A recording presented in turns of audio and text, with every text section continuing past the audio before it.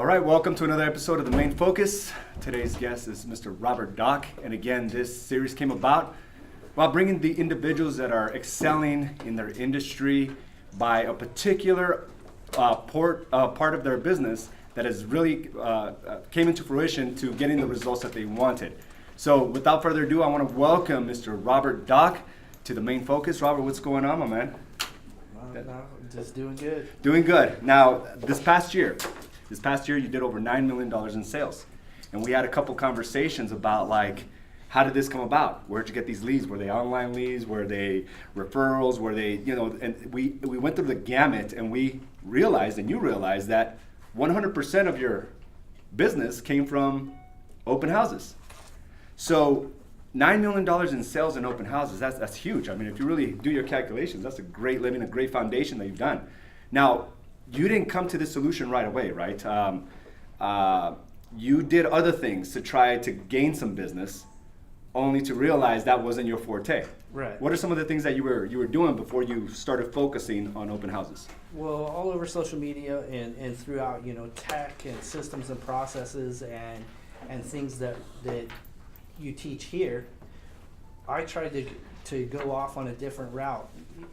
I'm going to put online ads. I'm going to do this. I'm going to go into this market. Yeah. But a lot of it was so overwhelming and getting sidetracked there from doing what I know works and has built my business over the last 5 years. Mm-hmm. So once I got back to that, I have to stay focused on doing 2 open houses a week. Yeah. 2 a week, 2 a week, 2 a week. And if you're relentlessly committed to that, and you don't have these emergencies that sidetrack you here, Yes. sidetrack you there, stay committed. Once you put it on there, you advertise it, you write it down, you're there, no matter what.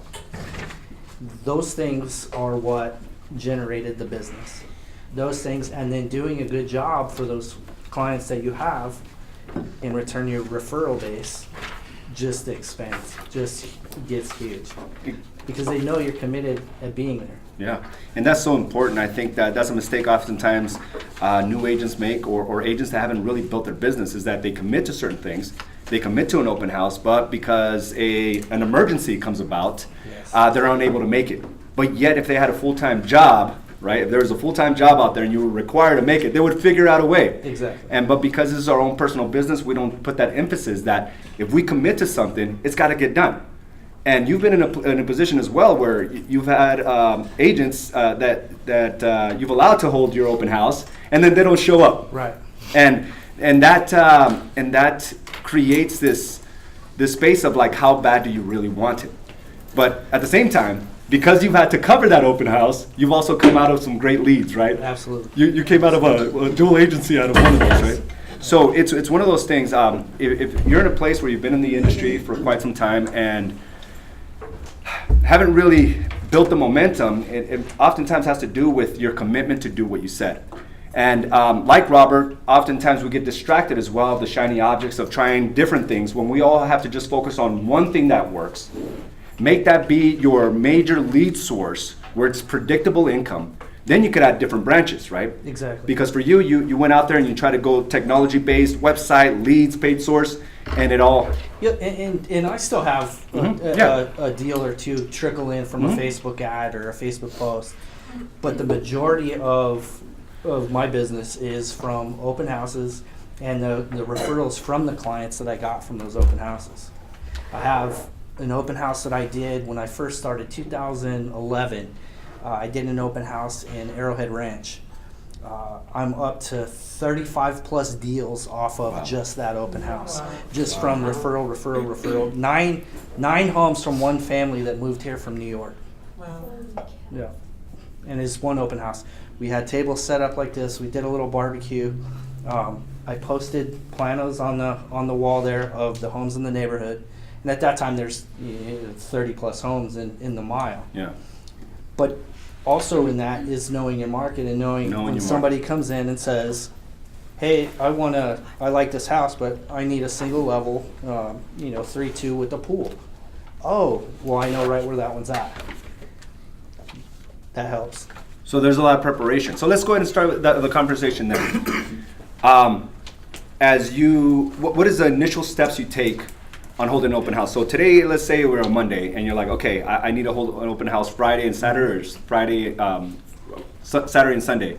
What is the thought process? What is your strategy to begin that process? So I think everybody has a market that they want to stay in, whether it be in your neighborhood or a neighborhood you chose that I just want to be in this neighborhood. So I'll look for the vacant homes, preferably a flipped home that's nice, that you're going to sit in, because you want to sit in a nicer home. So you'll go, you pull it up, and you pull it up in the MLS, and you look, and I map mine strategically so that I can try to get avenues of traffic from 2 streets. So say 75th Avenue and Union Hills. If I can sign both those areas and get traffic off both major streets, that's what I want to do. Once I pick the house, then I need to research and I do a mile. So I'll go a mile in a circle, and I'll pull up all the available homes. And I put them, I print them out, I put them on the wall as folks are coming in, and I'm meeting them, listening to them, finding out what they want. If the home that I'm sitting in, it's vacant, so I'm not hurting anybody's feelings by having planos on the wall or doing my job at taking care of other clients. That's what we do it for anyway.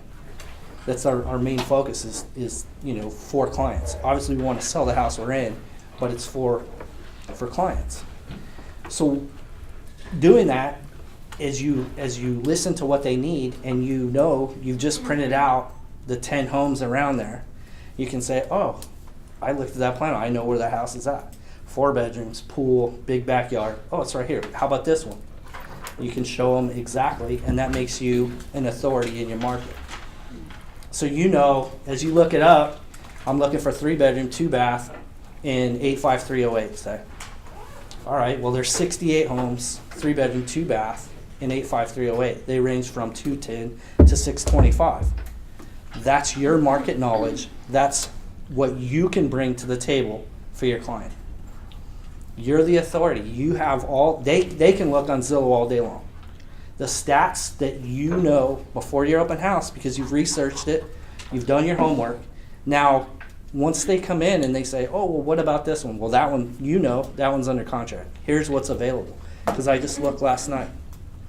Here's what's available. I printed them out, and it's ready here for you. That's such a great observation there that you made. Yeah, you're right. Everyone can look online at Zillow and find out any home on the market. But it's the stats. It's the stats, what's currently active, pending, and recently closed, that really gives us that precedence as the authority in the marketplace. Sure. And I know everybody's had a client say, I want to look at all of them. I want to see all of these homes. Well, there's 62 homes. There may be 3 that work for that client. And once you listen, you can vet that. You can say, hey, I still want to see them. All right, you send them. Okay, well, this one doesn't work. This one may not have FHA financing. This one, and that's what we do for them. We prepare that list that they're eligible, that we can show them, walk in and write an offer. We can get that deal done. So it's not necessarily just selecting the home, and we'll fill some questions regarding on how you, let's say you don't have a listing in that neighborhood, how you go about asking someone, but it's very important you research then, right? It's not just about selecting a home, say I'm going to sit here. It's really just doing all the stuff that maybe your client won't be able to see, or the people walking through won't see. Sure. And there's some agents that do that by price point. I've never been one to do it solely by price point, just because I feel like I want to be in an area that has a lot of traffic. The more people you can help. I don't care if it's a $100,000 trailer or $1 million mansion. You're helping somebody find their dream home. Everybody wants a dream home, whether it be a first-time home buyer or an investor that does 20 deals a year. Everybody has a dream home. That's right. I love it. Okay, so now let's go back. Now you selected the home. How do you go about, if you don't have a home in that area, how do you go about requesting for you to hold that open house? Let's say somebody else is listing it, not even in this brokerage, within a different brokerage. Sure. How do you go about that? And there's a lot of brokerages that won't allow you to sit their houses. It's just the way it is. What I do, like I said, I'll go through and find the vacant one. Once I find the vacant ones, I'll call the agent. You can call, send an email, send them a text. Hey, or do you allow outside agents to sit your homes? There's a couple flip guys that will let you sit their stuff, and that's what I would look for as well. But as I said, look for the flips, because if they're not open, if they're not tied up, they want those homes open. They want as much traffic as they can get through there. So they're more likely to let you sit their properties open. There's a property group called Maxim Properties. Write this down, guys. The broker's Polly Watts, and they run through a financial group here as well. But they have a lot of flips, and they're from Buckeye to Fountain Hills, and you can find theirs on MLS. When you search that broker, they'll pop up. What is it again? Maxim Properties.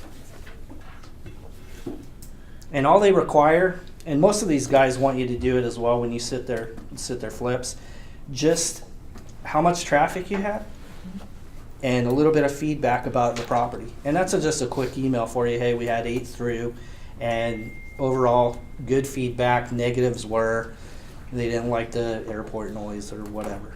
So again, selling the value you're going to provide the other broker or the other agent listing that home. This is valuable because now he has a conversation piece to talk about with his client. So if you're just sitting the open house and then don't respond to them or don't give them the feedback, the odds are of them allowing you to do that again probably would be minimal. They want to see that value. So if you hold an open house, if it's not yours, just give them the courtesy. How much traffic? What was the positive feedback? What was the negative feedback? And that really creates a good relationship there. Absolutely. And Maxim actually has a form they'll email you, and you have to abide by their rules as far as your open house goes. There's other guys that are just one-off guys that aren't so strict, but Maxim they have some requirements. And don't be put off by the fact if you get a bunch of no's of no. Oh, we don't allow this. you'll get a ton of no's. Yeah. You'll get a ton of no's.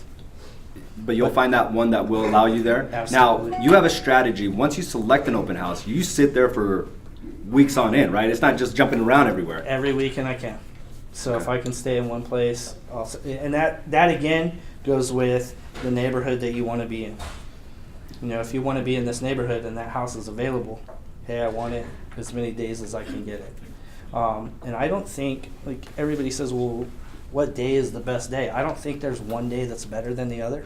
Obviously on the weekend you feel like you're going to get more traffic because people are out, but I've had a ton of traffic from 3 to 6 p.m. just as much as I've had on a Saturday, just because folks are in that neighborhood. You know, maybe they want their kid to go through that school. Maybe they're renting in that neighborhood and they're driving through there after they're off work. They don't have time. They have weekend plans and they're busy. So you get to go at a time where maybe they have 5 minutes to run through the house. And in that 5 minutes, your first impression and your knowledge of the neighborhood is what's going to set you apart. Now, how do you start a conversation? I know, new agents or inexperienced agents, they're like, I don't know what to say. Like that's what always stumps me. So I just let them come in. I don't even tell them to sign in. What is your approach there? Sure. So I put my sign-in sheet right at the front door on a little table, right at the front door. And as they come in, would you please sign in and fill out some feedback as you walk around the home for my client? That's first and foremost. You know, a lot of agents, when I was really aggressive when I first started, and I'd meet them at the door and I'm handing them the sheet and I'm fumbling through, oh, look at this, look at this, look at this, following them around like a pup. Now it's more so, here's the sheet, look around the house. If you have questions, come and ask questions and let me know what you like, what you don't like. That's such a great approach because it reminds me a lot of like these new model homes, right? All they do is sit back, sign in. They're not following you from model home to model home. Imagine Sure. if that were the case. Sure. Yeah. They want to get out. You'll want to get out. Go ahead. Hey Robert, how do you deal with the people that walk in? I've had a bunch of agents ask, like, what do we do when we have people that are like, no, I don't want to sign in. What I do is say, okay, well, if you don't want to fill out any information, I at least need your name and I'd like feedback on the home. I have to know who you are for my safety. Cool. Yeah. Real good. Yeah. And if you don't get a phone number, that's okay. Yeah, if but- they want to turn around and walk out, that's okay too. Okay. Cool. And you'll have some people do that. Okay, so I've had guys walk in and you offer, you can offer, so when I first started, we offered a free list of area homes. And we list bank homes, so you can say, hey, we have bank-owned home lists. If you walk in and you don't have a list readily available, you're not going to print out 100 lists, depending on how many people you have to do there. Well, sure. Give me your email and your name and a little bit of information of what you're looking for, and I'll send you out a list. And people used to get really irate about, oh my God, it says a list and you don't have a list available. I do. I'll send it to you. Just fill out your email. So people are put off by that a bit. But it's offering value. Hey, But I can get you this, it is but I need a value. way to cut. It is value because you vetted those homes for that client based off the criteria that they gave you. So again, that's us working for our clients. Okay, so now you've selected the home, you've communicated to another broker, they allow you to do that. What do you do to promote that open house prior to? Let's go there and then we'll go to the next phase. What do you do to promote it? Okay, so I've done, I don't do it for every home. A lot of them, I'll flyer the neighborhood. And what do you mean by that? So you can do a sheet similar to this off Breakthrough Broker. You can do a standard MLS sheet, just something with your name on it that says, I'm doing an open house this day. I'd love to have you stop by and see it. Neighbors want to see the houses in their neighborhood. So they're going to come through, whether they have friends that they want to live next to them, or family members, or somebody they know they want closer in their little circle. So they're gonna promote your open house for you as well, as long as they have something to do it with. And you put down open house this weekend from 8 to 5 or whatever it may be. Exactly, pertinent information. So you're gonna be there Saturday, Sunday, 10 to 3, open house, come see. So you actually go and knock on the doors, and now you're giving them you're giving yourself a reason to knock on their doors, right? It's not just like, hey, I'm a realtor. Do you want to sell your house? Sure. That's hard. Sure, and I don't. So usually I'll do about 100 flyers. So it's not. Ultimately, you're not. When you go through, you're going to be there during the day. You're not going to go through there. You know, if you do evening, a lot of times you'll catch people at home. A lot of times you get that, door slam or I don't want nothing to do with you. So even if you flyer, just stick it in the door, garage. I did garage door hangers before, and that works out real well because they got to take it off the garage when they go to open it. Yeah. So that's not you knocking on the door and them feeling like you're being intrusive. And ultimately, you're just saying, hey, I'm holding this open. I want to get this home sold in your neighborhood. You want to, you have somebody that wants to be in here. You get to choose your neighbor. So I'm glad you said that. So 100 flyers. So this is very strategic. It's not just like I'm gonna hold an open house and then hope people walk in. And again, this is for a neighborhood that you want to have your presence in. If you're outside your neighborhood and you're not flyering it, then that your response to that open house is probably not going to be as heavy. So rather than have 8 to 10 people through, you might have 3 or 4 people through. You will have usually first day open, you're going to have a handful of neighbors, and those are listings. Those are listings, right? Those are listings. And all day long. I came in with the wrong approach when I first started doing open houses 15 years ago. And I would get upset when I would say, oh, they're just nosy neighbors, not realizing they're a potential client. Because I was looking for that buyer to buy that particular home. And the strategy was just completely wrong. You're looking for contacts. You're looking for people to build relationships with. And if they're nosy neighbors, they own a home, they're in the neighborhood, and the more they see you there, the more they're gonna know that, hey, this guy's committed. And that's why when you select an open house, you're like there all the time, because you want the neighbors that are probably not gonna be drawn in on the first day or the second day, but the more they see you, they'll be like, you know what, I'm gonna stop by this open house and Absolutely. end up talking to you. Absolutely. So part of this last year was I sat in an open house a year before, and I said it religiously. Even some of you guys in here had set the house as well. I got a call, and the guy calls and he says, hey, you sold the worst house in the neighborhood, and I saw you there every weekend. You have to come sell mine. You got to come see mine. It's the best house on the block. We're going to set the market. So in doing that, It was an occupied home, not usually what I do. He said, I'll be gone every weekend so that you can have an open house. And they were gone. We had the house on the market 3 or 4 months because of the price we set it at. And strategically, he knew that that's where he wanted to be. He knew the time. We discussed all that when we listed. And he said, no. He goes, I'm good with your process and do your thing. So besides the 100 flyers, is there anything else you do to draw attention to that open house? You know, the flyer thing is probably the most upfront you can do without necessarily having a listing. Okay. And signage. You're right, because here's the thing, like it might be somebody else, some other brokerages. Sure. But because they allowed you to do that, you can add the photos and put your information on there. Obviously, you do want to give them credit. It's their listing, but it does give them that impression that, hey, like this is your neighborhood. Right. Good, Right. and your listing. Awesome. So we got strategies so far. We got the research. We got the house. We got the flyers.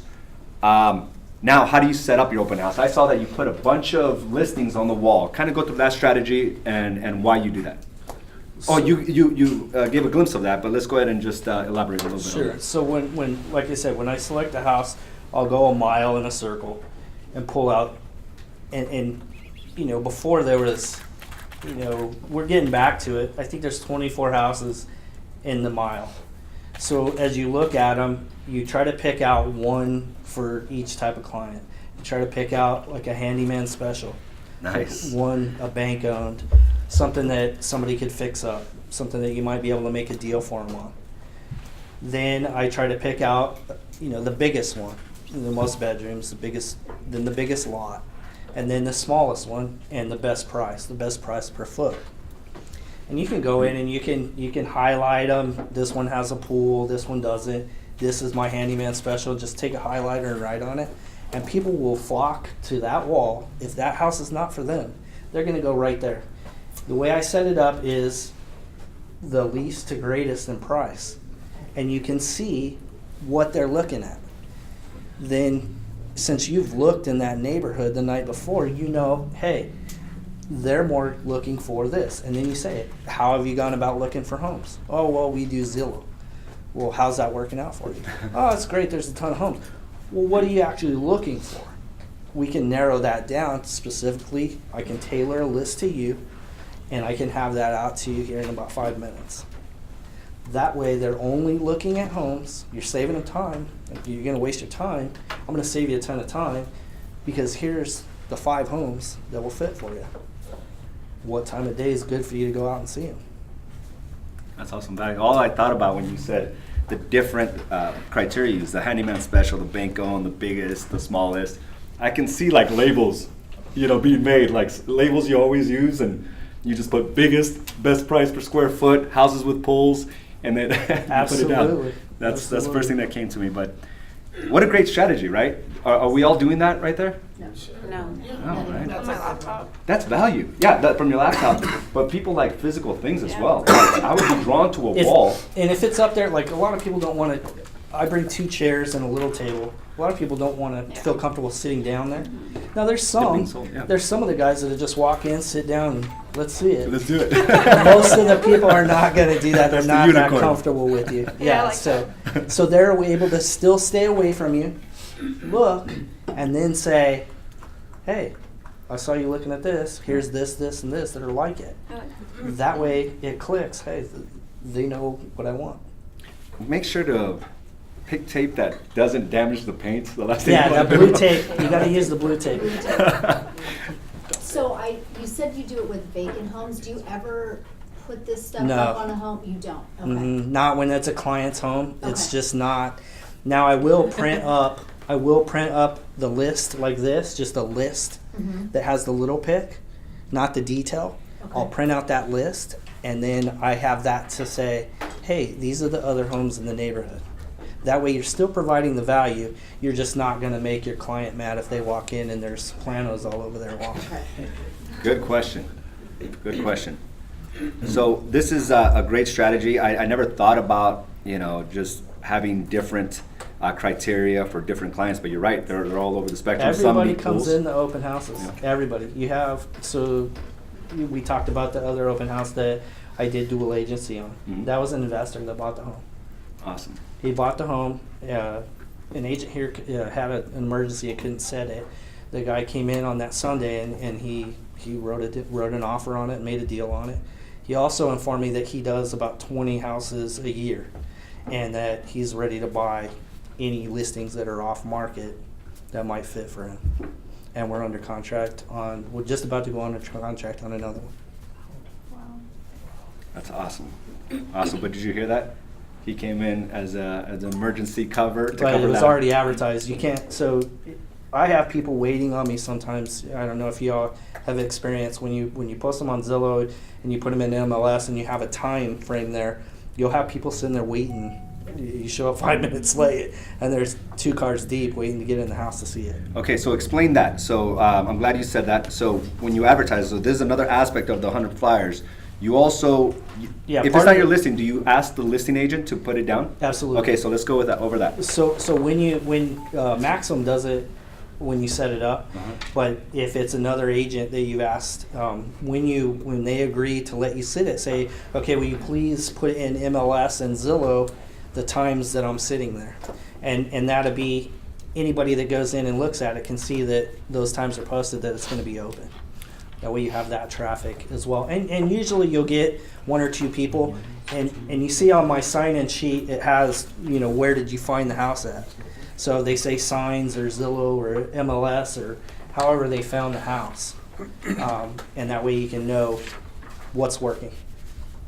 So again, I know DB, you sent out a message before. Hey, if you're gonna do an open house, make sure to sit it or find somebody that can cover for you. You just can't abandon it because it does not only affect the person that lets you hold the open house, but it affects the brokerage as well.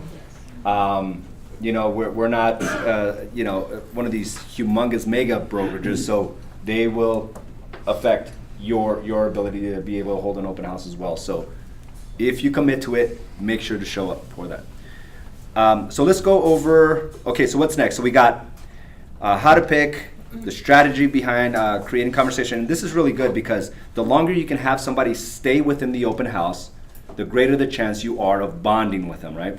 Well, and it shows their desire, they're serious. So most of the people you meet are probably 3 to 6 months out, if not longer.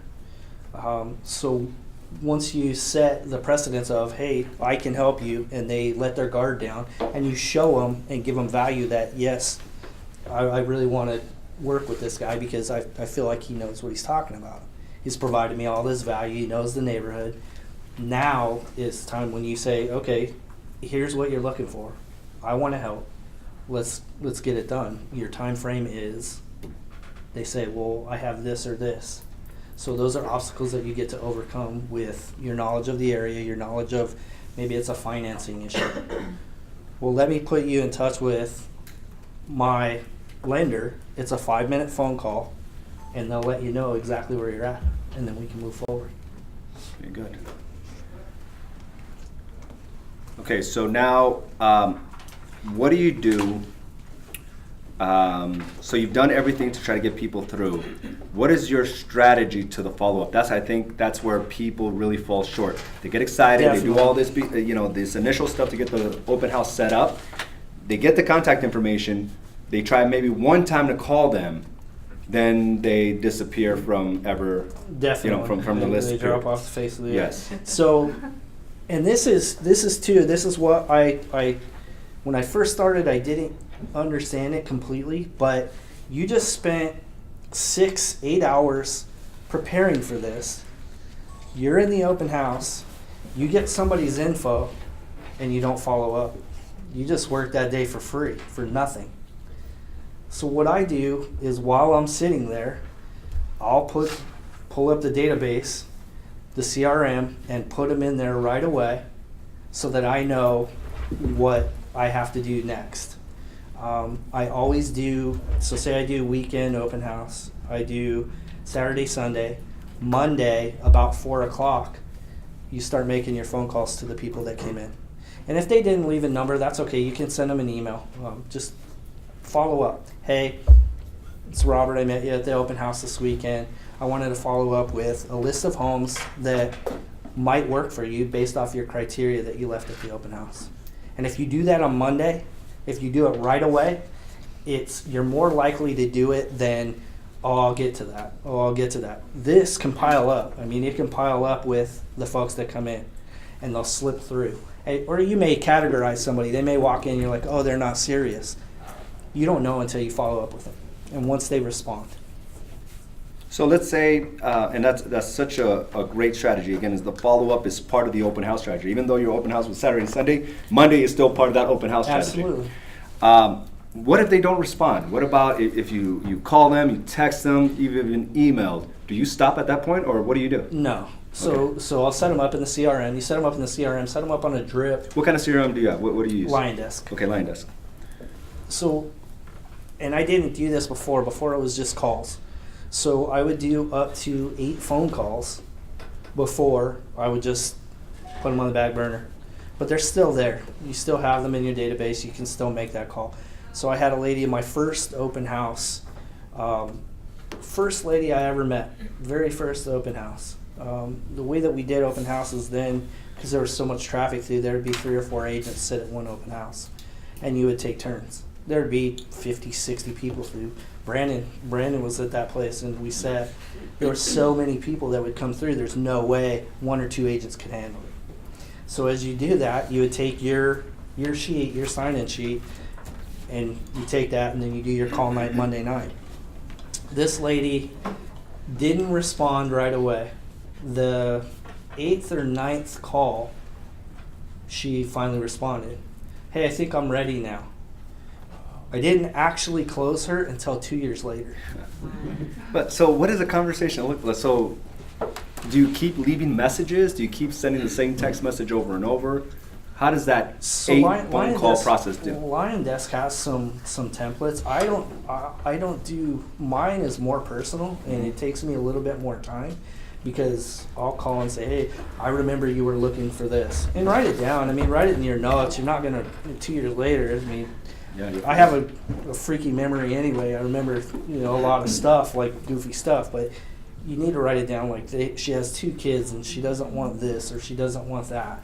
And the more you're with people, the more of those little things that you do remember. You do remember, oh, you see faces and names. And if you're in one area a lot, you'll run into people at the store, at the mall. You'll see people at restaurants. My wife always says, "Oh my God! Every time we go out, there's somebody you know." So that's part of it, and and you want to do your job. You're passionate about your job. You want to do that and help people find what they want.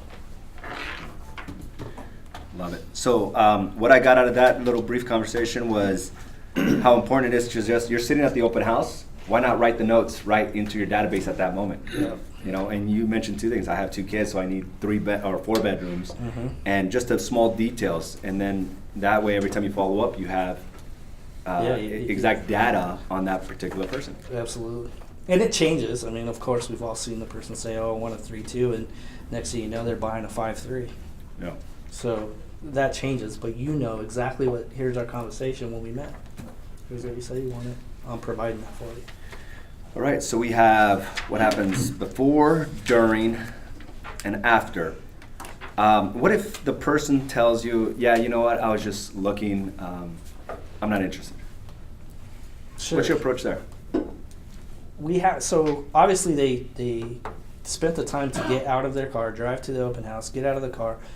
They're interested in one way or another. So you kind of dissect that into, okay, well, you see where they're looking because you put the plans on the wall. Well, they were looking at the smaller homes, so here's what's available in the neighborhood. And you're still showing them value that, okay, well, even if you're not looking, here's a list of what's going on in your neighborhood. At some point, they may want to sell, they may want to buy. Here's what you have in your neighborhood. I'm the authority in the neighborhood. I'm just here to help.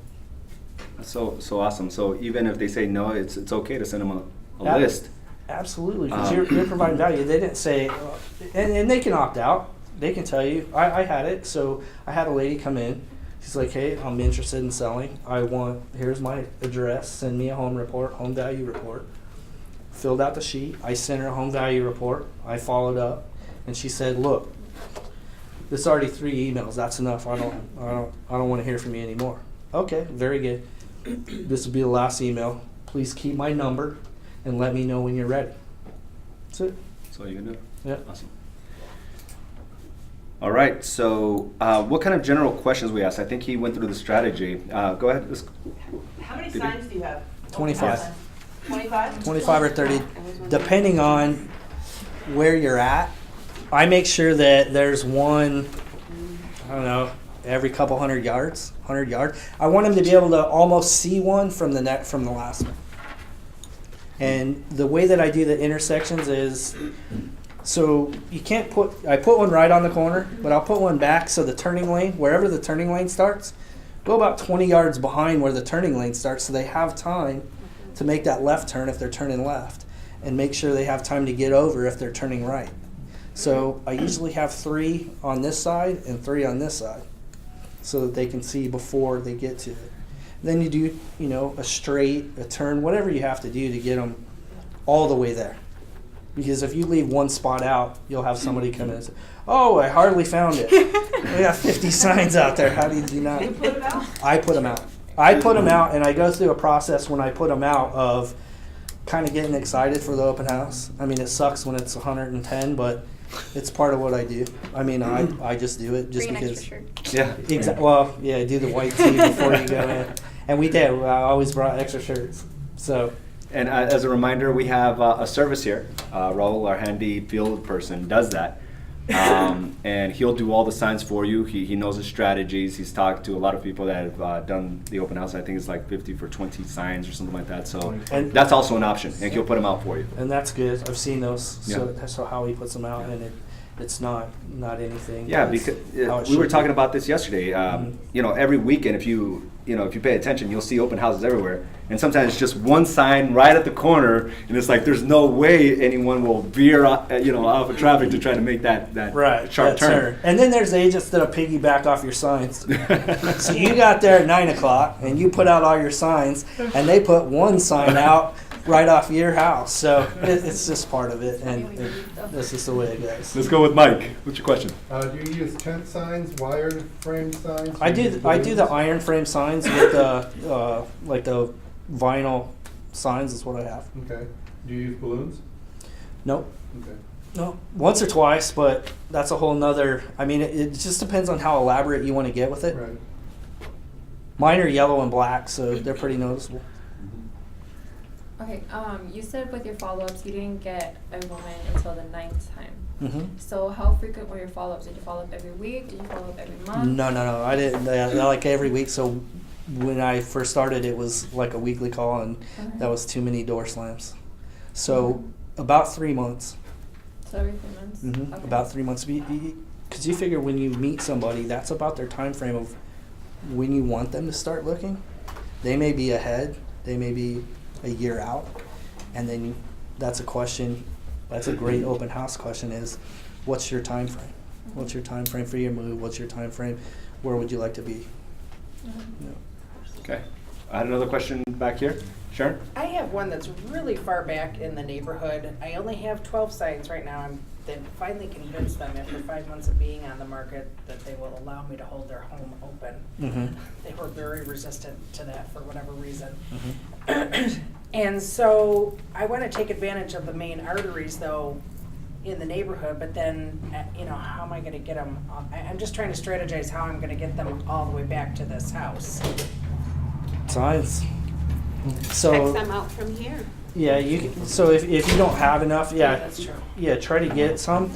But when you get them, make sure you mix and match them so that they know, unless yours look exactly like the broker signs, make sure you mix them and match them so that they know that they're coming to your open house. Put the same color balloon on each one, maybe. Yeah, that'll work. Yeah. That's true. But you have to sign it. So I had one in Sonoran Mountain Ranch, and it was that way, and I had to borrow signs, and yeah, that was about 35 or 40 signs, and then do them every so often. So if they're on a straight, if they don't see a turn, hopefully they're not going to turn. So if you do your straights, if you spread them a little bit further out, you know, hopefully Okay. they'll get there. And then the MLS and the Zillow thing help too.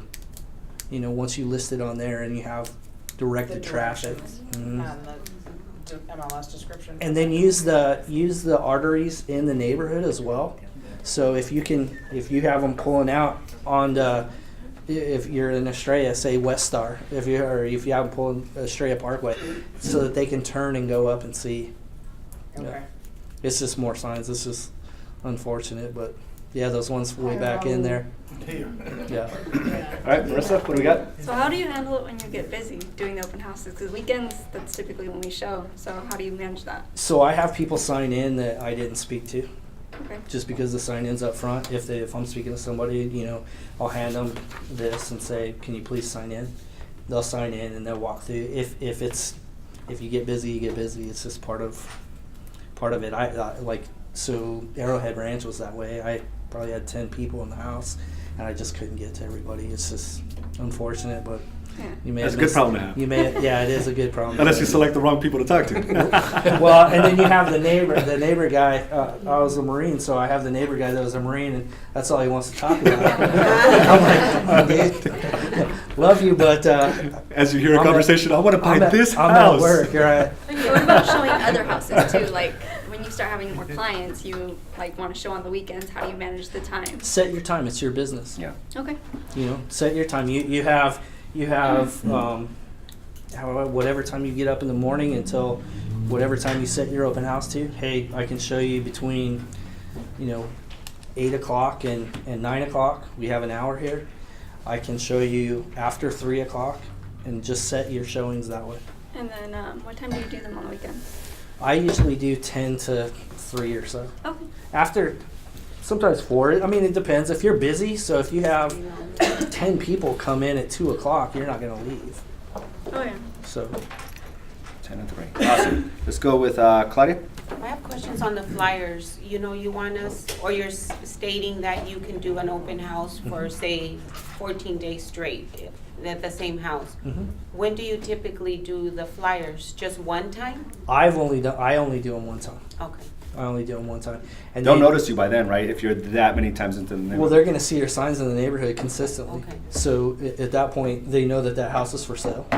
If they don't already, they know that the house is for sale once that flyer's out.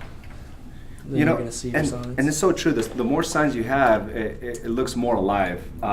Because I've driven through by open house signs that you don't know if they're actually having an open house because there's only 1 or 2 out there that you're like, did they forget those signs? But the more signs you have, they're like, okay, there's something going on right there. So So those big flags too, they work great. They'll see you. So that's another thing. I don't have those. I mean, every now and then you have a lender who will sit with you, and they'll have all their signs out and their flags, and you get a ton of attention. But some HOAs won't let you hold those either, especially the adult community. So if you get into Westbrook Village, Sun City West, some of those, you can only have 4 signs out. So you want to make sure that those signs are put fairly close and strategically so that they get there, and there's maybe only one turn to the house. And that again is how you choose the house. Like I said, I like to choose a house that's fairly easy to sign in the neighborhood that you can get to. all right, we have Carolyn. I was just curious, on weekdays, when you do open houses on weekdays, I was doing my open houses from like 11 to 5, or actually 5:30. Like, what's a good time? You were saying 3 to 6. Right, or- so school gets out about 2:30, 3 o'clock. Yeah, People start getting home 6:30. So Yeah. if you're there at 6, 3 to 6, mom's picking up kids, dad's picking up kids, people coming home. The high traffic times is what I try to do. okay. So again, 10 to 3 on the weekends, 3 to 6. And again, this is just his strategy, and I want to make You that can clear. sit it all day. Yeah. I mean, if you're there at 11 and somebody's, in the neighborhood that, if they're serious and it's a weekday early, you probably have somebody that you're going to work with if they stop in the open house. I did Yeah, you see people definitely coming in, especially if they're vacationing or something, or. Now is a great time because there's Yeah. so many people here doing the Yeah. vacation thing, and then it's through spring training. Yeah. Spring training through the adult communities is gold.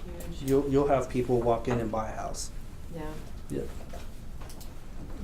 Isaac. Going back to the issue of the traffic coming in too hard, I've been trying this out and it's kind of worked for me. I've been getting one of at least 3 to 4 clipboards, and then instead of having the signing sheet like going in series, I just broke it down into a sheet that they could. So I combined the give me feedback and the give me your info. And then so as they walk in, if I get them overwhelmed, I just say, okay, well, here's can you give me some feedback on it as you go through the house? But it's actually the And sign. they carry it with them. Yeah. Okay. And they carry. Okay. So it's very similar to this. So you give them a clipboard and they take it with them. Yeah. With pen. If I can't have a conversation, because a lot of people are coming, I don't want to cut the person that I'm with short because Right. they feel immediately that Yeah, they can tell. when somebody walks in, they feel like they're intruding now into something that you might want to do next. Mhm. So once you sense that, you're like, just go to the clipboard here, quick hello, and then keep the conversation because you don't want to try to talk to everybody and not have a good conversation with one Absolutely. person, one good conversation. Yeah. Okay, good. All right, what other questions do we have? Now, again, Robert sold well over 9 million in sales last year. And one of the things that he committed to was just doing 2 a week. If your business is not where it needs to be, I mean, consider that option. And guess what? You may hold 8 open houses before you actually have anyone that. Yeah. that It just goes takes through. one, and we all know that. I mean, you get frustrated and it feels like you're spinning your wheels and you're doing a ton of open houses and not getting a ton. But that one phone call, that one follow up, and then once you do well for them, the referrals from that is gold.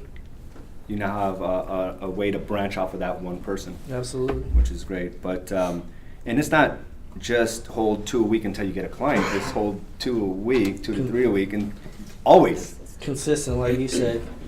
Now at this point, because I didn't do that, anybody would call, all right, let's go. I don't have to do an open house. Yeah. But that's when. That's why I asked you. I'm like, Yeah, you need to absolutely. Oh, I'm showing. I'm working. That's not. You're not. not lead generating. That's not a business. Yeah, Yeah. you're right. That's riding the roller coaster. You're right. That is right on the roller coaster. So again, it's your schedule, and I think that was very important that you said, and it's something that's really changed my dynamic. Is like you'll get the respect from your clients when you tell them you have a schedule. Hey, I'm available at this time or this time, and but it's you taking control of that and saying, I'm going to run my business to lead generate, or to come to one of these meetings, or to be involved in the different things that we have because that's part of my business. And what ends up happening is that you start building that business around how you actually work. And it's one of those things where it's created a lot of space for you as well. You're not just all over the place. You know what you have to take care of. Absolutely. And- And if you set your call times, I'm guilty of, I don't want to do that.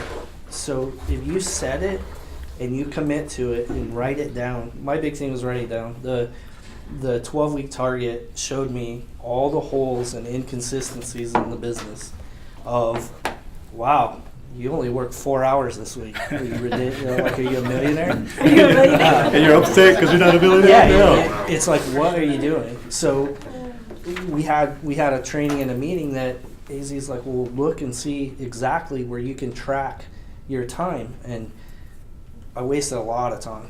I wasted a ton of time doing stuff that wasn't creating an avenue to make money. And once I changed that and said, I'm available for these hours, that changed a lot. Okay, that works. Thank you. Go. I just have a question about how long did it take you in real estate to discover that? Like, how long have you been following this process? So I got my license in 2007. I did not sell a house until 2010. I was in construction and I was a slave to that paycheck. I was afraid to go commission, and then the market fell apart. So I couldn't make any money at construction anymore. So I had to make a change, and that's why I started full time. I just quit. I had 30 days to sell a house, and the quickest way to do that and get in front of people was open houses. So 7 days into my full-time project, I sold my first house. 9 referrals from that client. So that set the tone of, hey, this is doable. You can do this and be successful at it. In as much as you want to. So my conversation with my employer, he said, well, you're leaving something for nothing. And I said, no, that's not it. I'm leaving your 12 hours for my 12 hours. Ooh, nice. Yeah. And that created the space that I needed. I would have never done it. I would have never been successful at this if I didn't quit. Yeah. I would have always had that in the background to fall back on. Even when I came here in 14, AZ says, what are you doing? Are you a real estate agent or are you a construction guy? At that point, it was like, okay, I've been comfortable with going to work at night and then coming and doing this in the daytime. And I won't say part-time because this was full-time. That was part-time. But it was taking away energy from what I should have been doing. So you work, a 10-hour day and kill yourself and you make a couple $100. You come in, you find somebody at home, you write a contract, it takes you 30, 40 minutes. If you look at the time that you spend and you track the actual time you spend with that client, your hourly rate is ridiculous. So once that clicked, I said, okay, I'm going to go all in at this, and this is what I have to do. And then you have a little bit of success and you forget. And that's when you have those emergencies that you're not able to do that open house. Oh, well, so-and-so's having a barbecue. I'm going to go do that instead. And it happens, and I'm guilty of it until I learned that it's your 100% your livelihood and what can happen if you actually commit and you're there. Yeah. I'm writing all these quotes that you're spitting out. This is good stuff.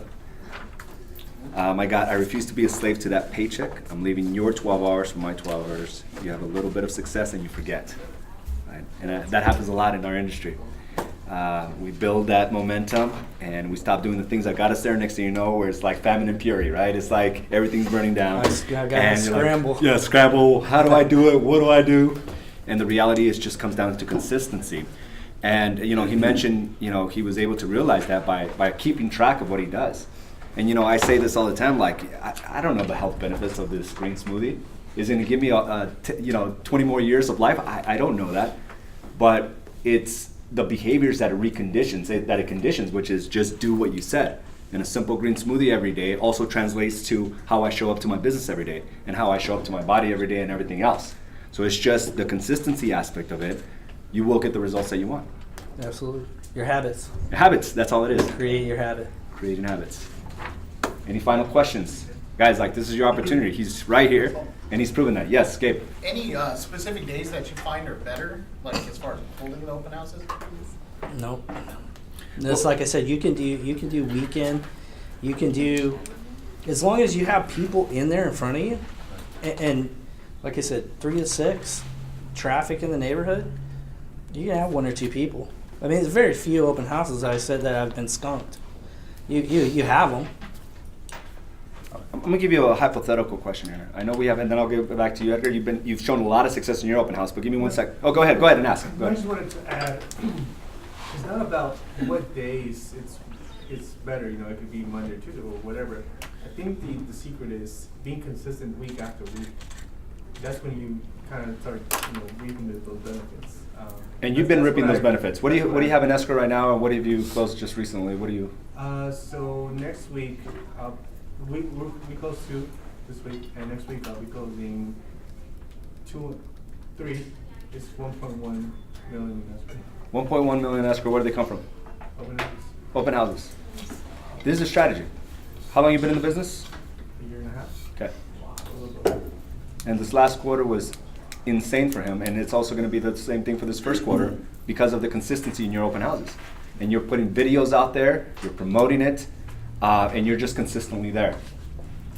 I was going to say, I get to see this from the outside in. Yeah. So not just here, but other agents I work with, the majority of referrals and the agents that are actually producing right now, it's just back to basics. It's doing open houses, working your sphere of influence.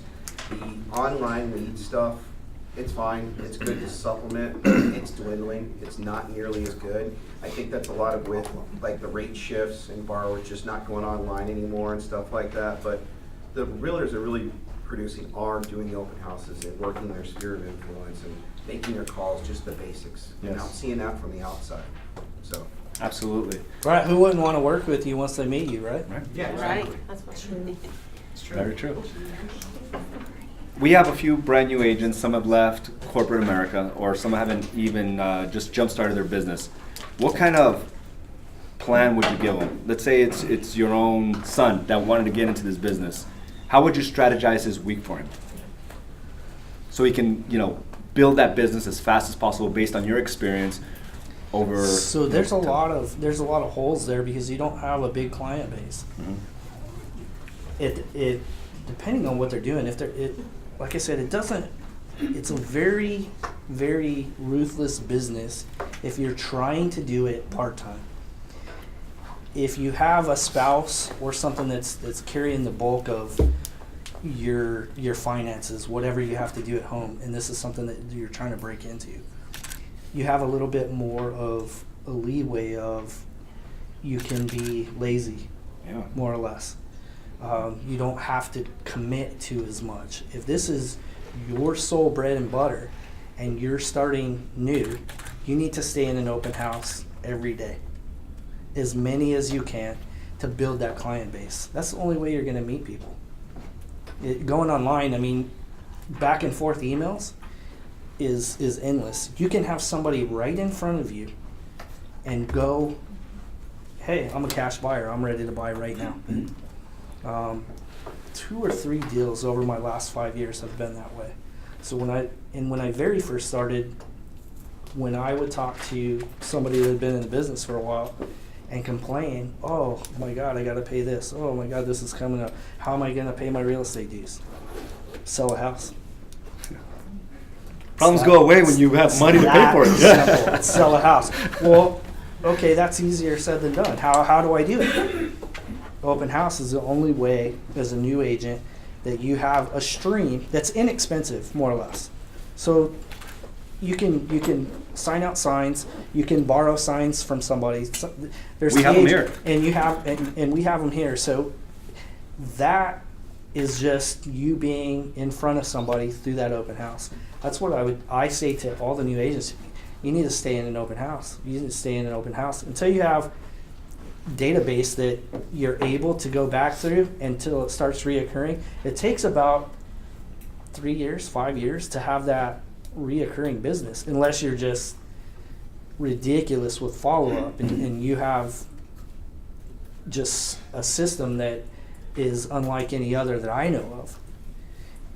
That time frame is about what it takes to get a referral base off of that, off of your database. And you have to build that up, and the only way to do that. All of my investor clients are all from open houses, and these guys buy 2 or 3 houses a year.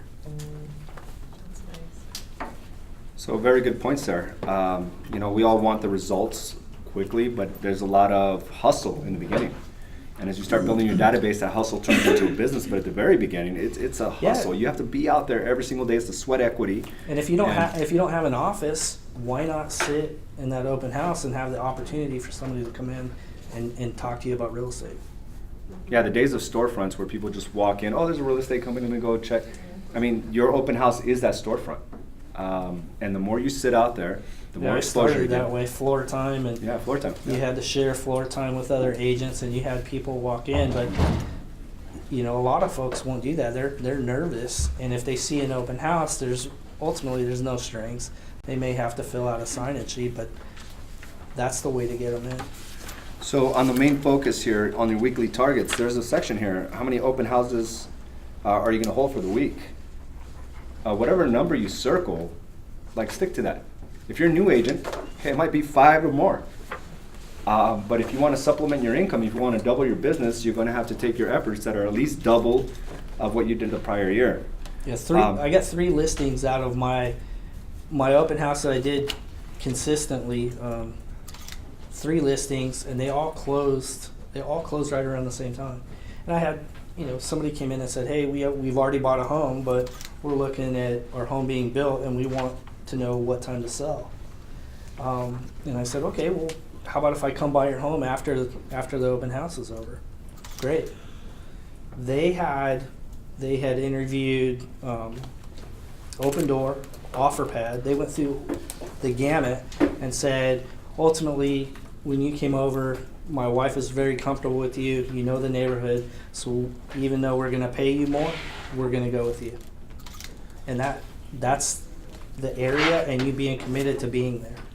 The more you're there, they see your signs, they know that you're working. Beautiful. Any other questions? You guys good? Yeah. Like, that was a wealth of information. It's not just strategy, but it's the the whole thought process behind it.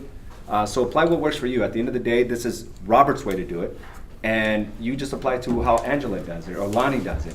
But or Edgar, I'm sure you got something here that can also supplement what the success you've created. And this is something we're going to continue on with the main focus. I'll bring on folks here that just do the business their way, and hopefully you can take the small nuggets so that it can help you scale your businesses. Robert, hey man, I want to thank you for coming in, dude. You did a good job. Right? All right, and that is it for our main focus training. And until the next time, we'll talk to you soon.